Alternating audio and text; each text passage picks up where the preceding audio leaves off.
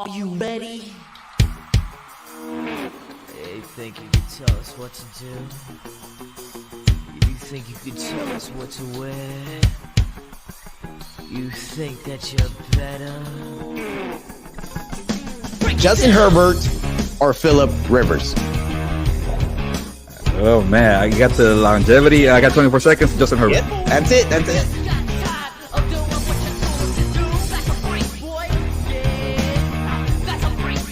Freddie, did you really want to be a Dodger? Did you really want to leave the Atlanta Braves after winning a championship? No. Welcome to the show, my guy. What's up, Fredo? How you doing, my man?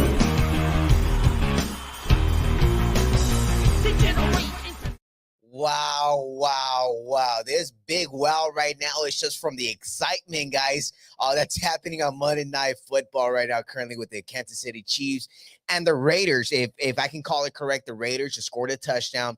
They could have gone for the tie with the field goal and tied up the game at 30 apiece, but the Raiders decided to go for two and to win it, and they failed on the 2-point conversion. The play is being under review right now, but go ahead and stay tuned. I'm going to give you guys the latest on the Raiders and the Chiefs tonight on Monday Night Football. But again, you guys are live here on Monday Night Fredo, live from the Infinity Studios in Los Angeles. Of course, last Monday, we saw a devastating loss for the Los Angeles Rams against the San Francisco 49ers. And then now this Monday night, we have another I don't know. I mean, the Raiders were up 17-0. Now they're down 29-30. I mean, it was just a up and down game for the Raiders. I want to call them the Oakland Raiders because I don't think they deserve to use the Las Vegas names because they're not there yet. They got a lot to do right now, but this game is just going crazy and it's nuts. I'm excited because it's a division team. It's a division game. I mean, it's between the AFC West right now. And, we saw the big victory that the LA Chargers got yesterday over in Cleveland, right at the field goal, It sucks when you're on the team that goes for the win, hits the field goal, and it goes off the right pole and you lose the game. Sometimes when things like that happen, it just happens. I mean, I don't know the luck of the ball from a 35-yarder for it to go to the left side. It was just an awful kick for the Cleveland Browns. But again, it's Cleveland we're talking about. We know they're not that successful in any sports franchise besides LeBron James when he was there. But there's a lot of the other games as well. The Dallas Cowboys took over SoFi Stadium yesterday. They beat down on the Rams, and I am not going to let the Rams get away with this one as they are now 2-3 in the first 5 weeks here after winning the Super Bowl last season. But there was a lot of good games. Another one that was just going on yesterday was Game 3 of the NL Wild Card between the San Diego Padres and the New York Mets. Another big blowout for the San Diego Padres, who now advance to face on the Los Angeles Dodgers tomorrow night here at Dodger Stadium for Game 1 of the NLDS 6:30. First pitch is going to be very exciting. Julio Urias is on the mound facing Mike Clevenger from the Padres. So there's a lot of activity going on here in Los Angeles. A lot of wins, a lot of losses. But one loss that I do want to go ahead and start off with is the Los Angeles Rams. I mean, coming into this year, the LA Rams were kind of looked like, okay, you know what? Matthew Stafford is the guy they traded for, and he did his thing last year. He survived in order to win the Super Bowl last year. And the reason why I say survive, he had to get through some very, very tough teams, a team that he never beat during the regular season in the San Francisco 49ers in the NFC Championship game. Then, he also beat down prior to that game. He beat down on Tom Brady in the Tampa Bay Buccaneers in Tampa.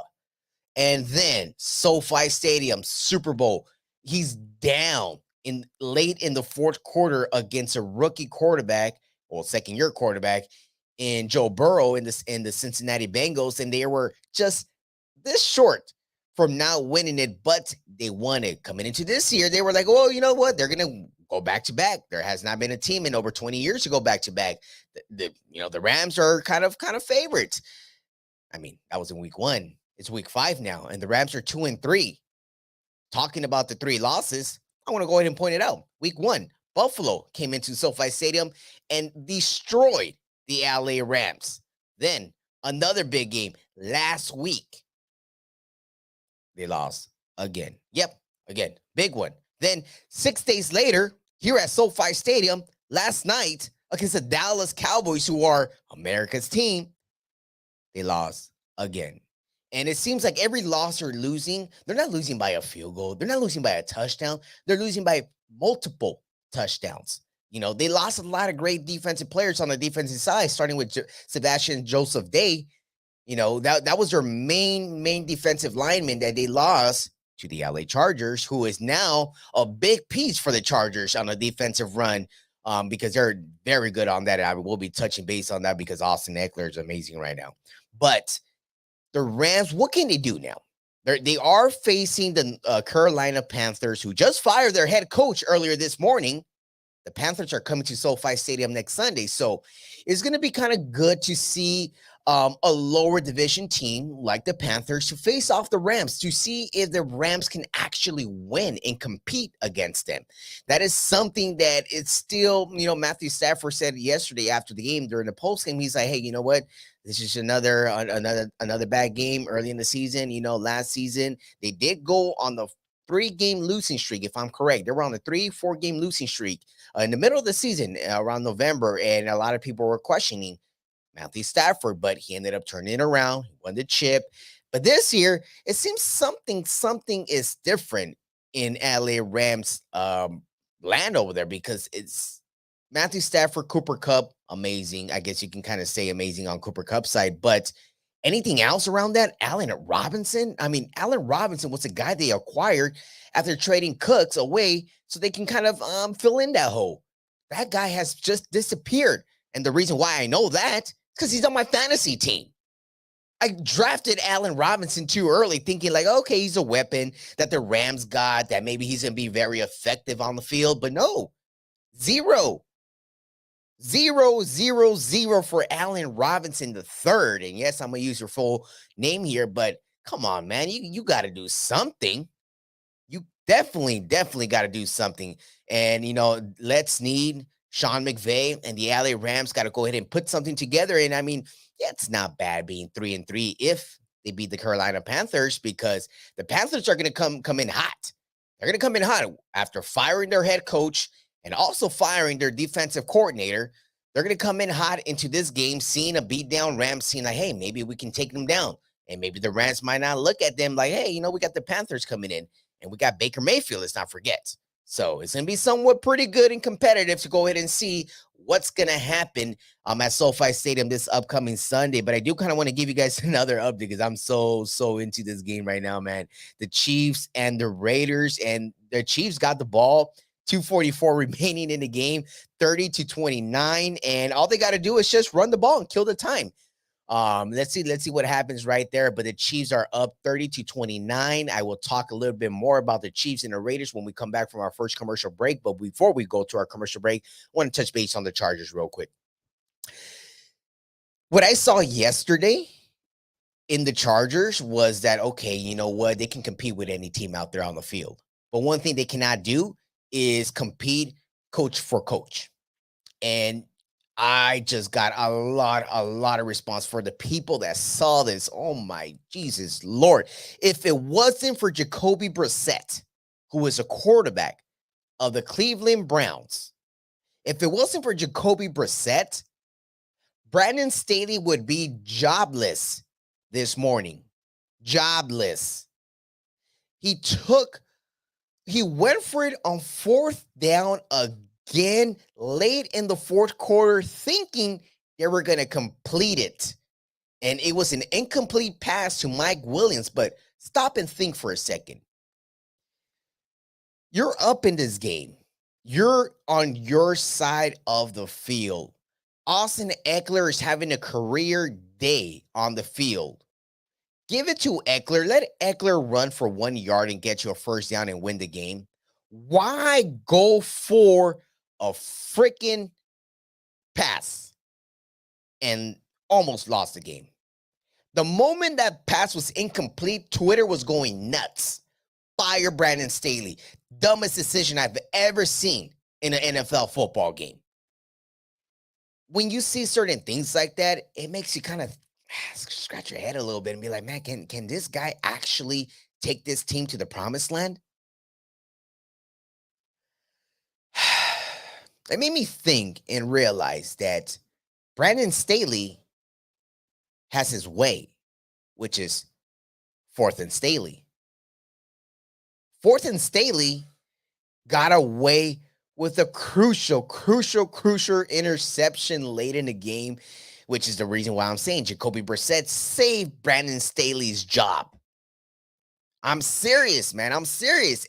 Even Keenan Allen, the star wide receiver for the LA Chargers, was sitting at home tweeting, maybe doing this, like this. He's tweeting. And guess what he said?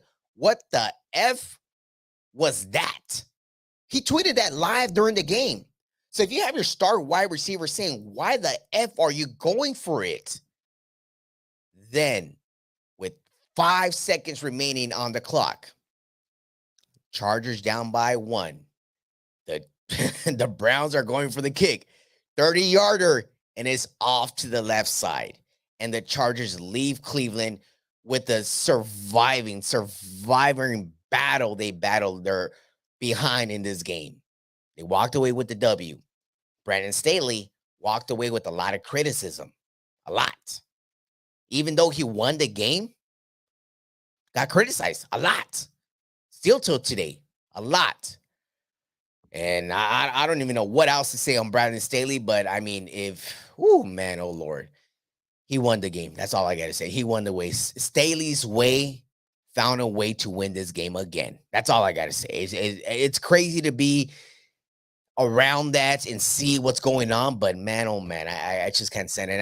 And I got to get off this subject. I'm just tired of talking about 4th and Staley since last season. I don't know why that is, but let's go ahead and talk about Raiders and Chiefs when we come back here on Monday Night Fredo. Let's see what happened. Are the Chiefs going to win this game, or are the Raiders going to do something incredible after being up 17-0 and then losing the lead? When we come back, I'm going to let you guys know what's happening in this game.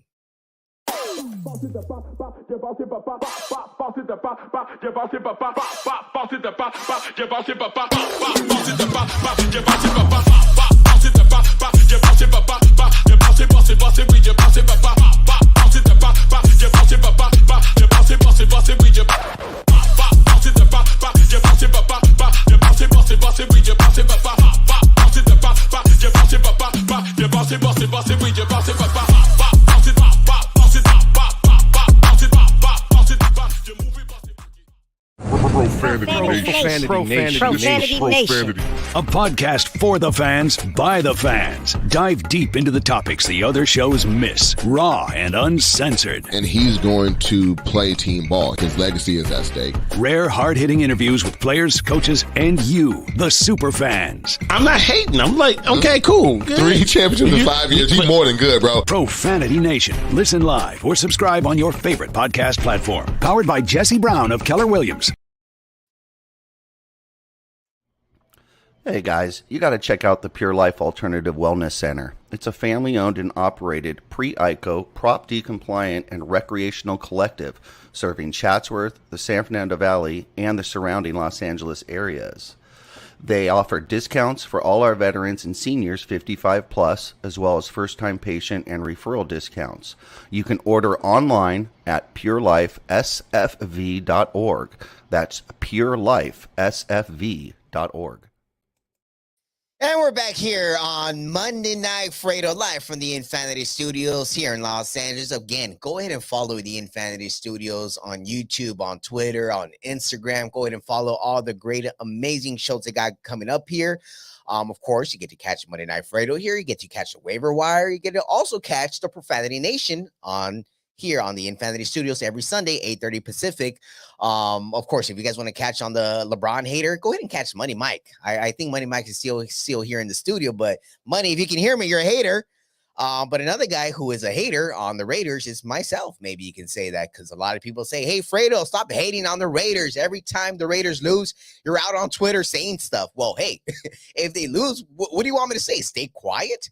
Hell no. And I'm gonna say it right now because I kind of want to stay quiet for the next minute or so, but the Raiders right now have the ball with 1.5 minutes left, down by 1. They can win it with the field goal. All right, so right now I'm going to go ahead and keep you guys. I thought this game would be done by now, but it's not. It's taking forever. So right now I'm going to go ahead and jump in here on what happened last week. There was something very, very interesting that happened last week when I got the tweet, and it came from Sham Sharania from The Athletic and said, hey, Draymond Green just had a physical altercation during practice. That was a tweet. A few minutes later, the tweet came out with the second story, and it said, hey, Draymond punched Jordan Poole in the face. I mean, I was like, wait. Draymond Green punching that little kid with the big mouth? Makes lots of sense. I was thinking, when you have a young guy like Jordan Poole, who has not even been in the league for more than 3 years. Yes, he won a championship ring. Yes, he helped the Warriors win it in crucial situations, hitting some big shots. But hey, you're too young. When you come into the locker room, to the practice facility, according from the stories I'm listening to and hearing, he came in there talking like he's worth $1 million. Of course, he's about to get a contract extension from the Warriors right now. And a little backstory is Draymond Green has been pushing for a contract over the last year, and he has not gotten that last extension that he's seeking for. Of course, right now he's on his contract year. He's got only 1 year remaining left on his contract here, and the Warriors are not giving in as easily as maybe Draymond thought. So when you have won for the organization, you've won 4 chips: 2015, 2017, 2018, and 2022.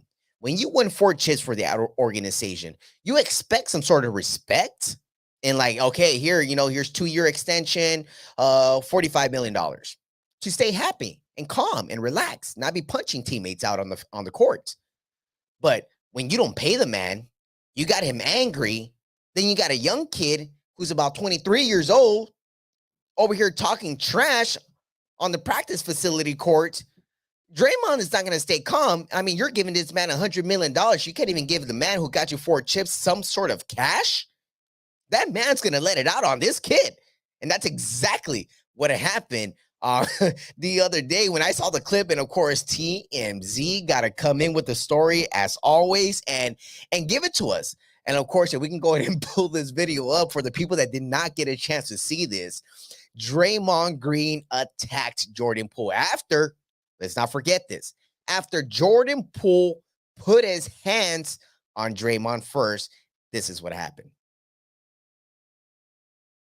I mean, we look at what is going on, and Draymond went full Mayweather on him. Full Mayweather. I mean, if we can pull it up one more time, just see the effort and the strength that Draymond put on him. He got that one. Boom. He's down. Man down. Man down. That's exactly what happened.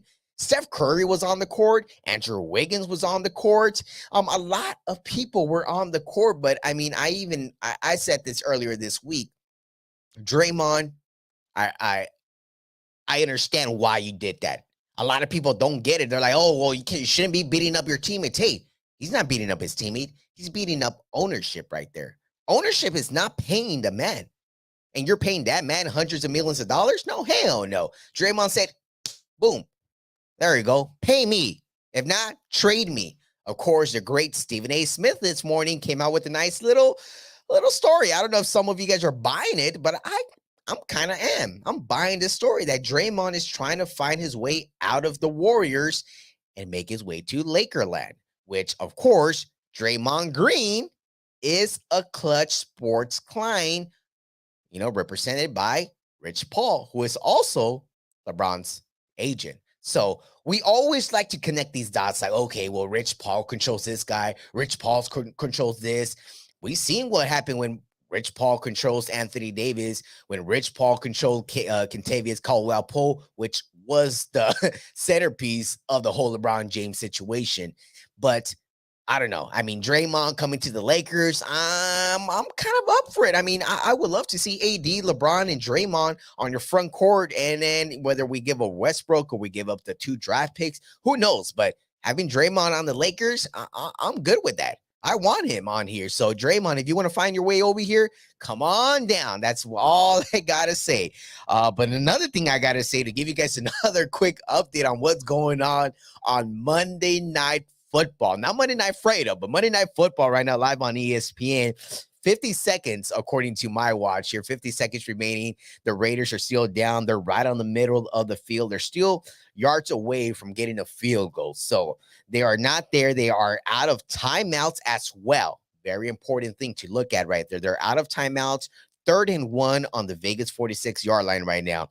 And it's a Derek Carr incomplete pass, ball turnover, and the Chiefs control the game. The Chiefs are winning this game after being down 17-0. I will give you guys more of my reaction live right now on Monday Night Fredo when we come back here on the best show you can catch any Monday night, only on the Infinity Studios. We'll be right back. United One Protection Services. With over 30 years of experience, United One Protection Services has more expertise and knowledge than the other security companies combined. Residential, commercial, municipal, or institutional, United One Protection Services does more than just security. We protect your livelihood. United One Protection Services.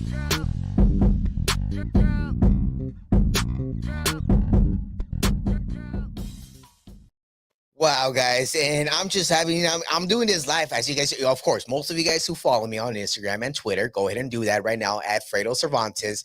I'm actually sharing something live on my story right now. I just saw this tweet. I saw this tweet from Cassie Soto, who I respect and love Cassie Soto's work. She reports for the Las Vegas Raiders. She literally tweeted a few minutes ago, like, "Hey, Derek Carr comeback time? Question mark." And I just put some emojis like laughing time. Like, come on, really? Derek Carr with the comeback?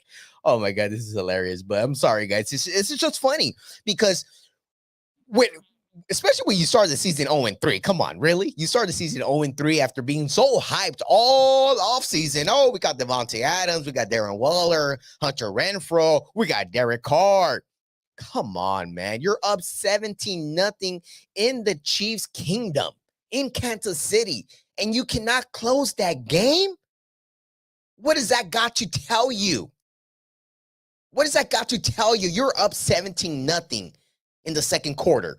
You're controlling the tempo. You're controlling the game. You're running the ball. Josh Jacobs looking impressive, amazing out there. And you let the Chiefs come back and win this game 30-29.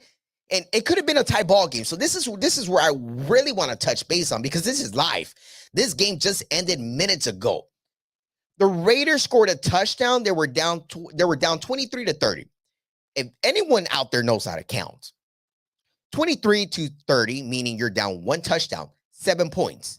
The Raiders scored a touchdown, a big throw, humongous throw to Mr. Devontae Adams for 50 yards. You throw that, and then you go for the win. You go for a 2-point conversion, and you fail? Are you serious, Josh McDaniels? This is a moment where you got to take back and just go for the kick and tie the game 30-30 and let the Chiefs get the ball back with 5 minutes remaining in the game. But no. Mr. McDaniels goes for it. Derek Carr goes for it. This whole Oakland Raiders team goes for it, and they fail. They lose the game for trying to be heroes, trying to be a hero. Why? If you were at home, I get it. Go for it. Go for the win. But you're at the Chiefs. You're trailing the game. Just tie the ball game. Why go for the win? I mean, I would understand maybe go for the win if there was about 20 seconds left on the game. Go for the win. But you had minutes. You had like 5 minutes left in the game. That is the dumbest decision. And that is the reason why the Las Vegas Raiders are 1-4 right now. That is the reason why they're 1-4. They're an awful team. Awful. If I was a Raider fan right now, I'll start burning my jersey like that Raider fan was doing a few weeks ago. I mean, It's sad, but at the same time, it's funny. Yeah, I'm laughing, man. It's funny that the Raiders are the Raiders. They will always be the Raiders. They will always lose these games. Mighty oh my. I mean, I'm gonna have a nice laugh right now as soon as I end the show. And I know Twitter is going nuts right now. But again, the Chiefs take down on the Oakland Raiders 30-29. What a devastating loss. What an awful loss, but it's a big win for the Chiefs. Big win for the Chiefs. Now the Chiefs are now 5. They're 4-1, 4-1, leading the AFC division. But that's all I want to spend some time on the Raiders. That's about it. I do want to get some time before we do get going here on the NBA. The Lakers, LeBron James, Anthony Davis, Kevin Durant. And of course, you see the man right here, right on my chest. It says Melo, which a lot of people always tell me, hey, I didn't know Carmelo was with Puma. Are you freaking serious, guys? This is LaMelo Ball with Puma. And LaMelo talking about him today. He got hurt out on the court today. He had a left ankle sprain that he injured during the game today at home and did not return after the injury happened during the third quarter. He's going to be all right, according to some of the tweets out there. He's going to be all right. He is going to be taking the rest of the preseason off to try to heal that ankle sprain back to normal. And, as well, Anthony Davis talking about, ankle sprains. Anthony Davis actually played magnificent yesterday. He was 9 for 18 from the field, scored about 27 points, was very effective out there on the court with his teammates as well. So it's looking pretty good in Lakerland. They did beat the Warriors. The Warriors had all their guys out there besides Draymond Green, who decided to take some time off, stay at home, take a breather, realize what just happened. But I don't know. One of the questions that, shout out to the Profanity Nation who were live yesterday. And they were having a discussion when I got a chance to look at it. And I saw that, whether the Lakers are going to win another championship or not. That's the question that a lot of people are asking right now because they don't know if it's going to work this year with Darvin Ham doing his thing.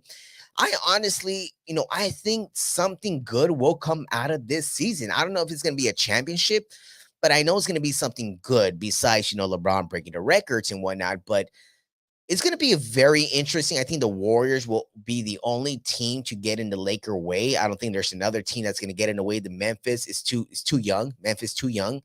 Minnesota, they look all right, but not good because Karl Anthony Towns always chokes.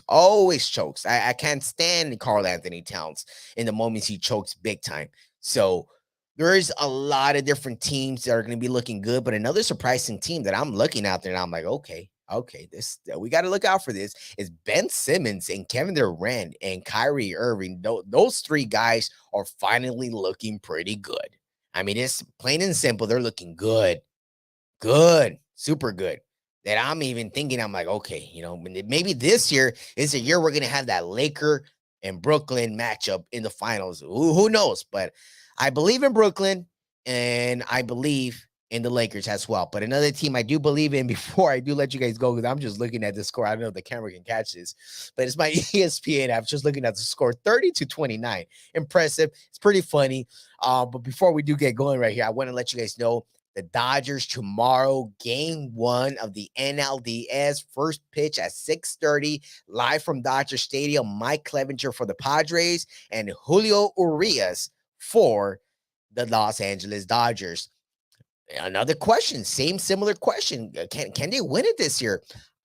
I freaking hope they do with that record and that roster they got and that budget, because there is no other team right now in Major League Baseball, not even the Astros, not even the Yankees, who can compete with the roster that the Dodgers have on paper. But when the players are out on the field, anyone can compete. Anyone can compete, but not on the paper, not on paper. But again, guys, go ahead and check that out. Check out Monday Night Fredo next Monday. It's going to be a very special Monday Night Fredo we're going to go ahead and bring to you guys. But again, make sure you follow us here at Infinity Studios. Subscribe to the channel right now. If you're watching right now, just hit the subscribe button. Hit the notifications as well so you can get notified every single time an amazing show goes up here. You'll be able to check it out firsthand here on the YouTube channel. And again, follow me on Instagram and Twitter at Fredo Cervantes. And again, the Raiders lost 30-29. I'll leave it at that, guys. I'll leave it at that. Raiders lost again. They're 1-4. That's it. That's all I got to say. Peace out. Adios. Adios. Adios.